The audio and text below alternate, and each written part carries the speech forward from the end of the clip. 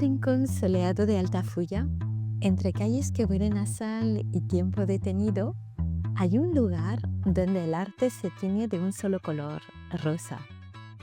Una galería que rompe esquemas y pinta el arte con su propio carácter. Sabina, artista y soñadora, transformó su pasión por el color y el pop art en un espacio único, la Pink Factory. Un color que ha sido símbolo de poder, rebeldía, ternura y provocación. Aquí, más que un adorno, el rosa es una declaración. Bienvenidos a la Pink Factory.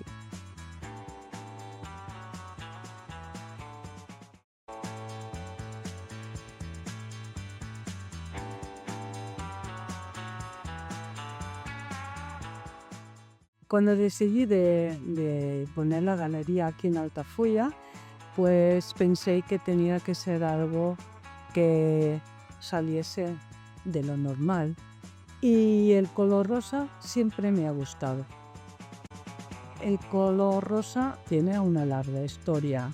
El color rosa no era predestinado para las niñas, ni nada más para las mujeres. El rojo era el color del poder, el color de los reyes. Y el rosa, que es pues un rojo diluido con blanco, es el rojo ya no tan fuerte para la gente rica, que no eran los reyes.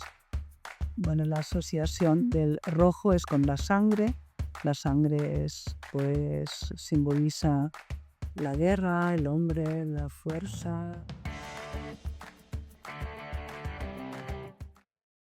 Antes del pop art era ya el color de feminismo, ¿vale? El color rojo o los labios pintados de color rojo simboliza la revolución femenina.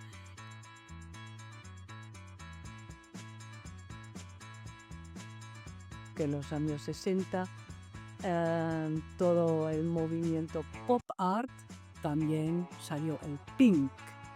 Y como me gusta mucho el pop art y siempre he sido admiradora de Andy Warhol y todo su entorno, pues me pareció fantástico ponerle Factory como The Factory que tenía Andy Warhol en Nueva York, pues le puse Pink Factory.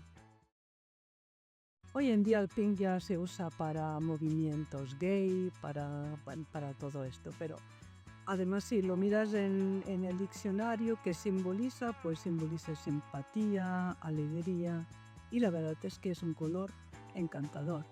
Y aparte de mis paredes, el pink lo encontrarás en muchas de mis obras.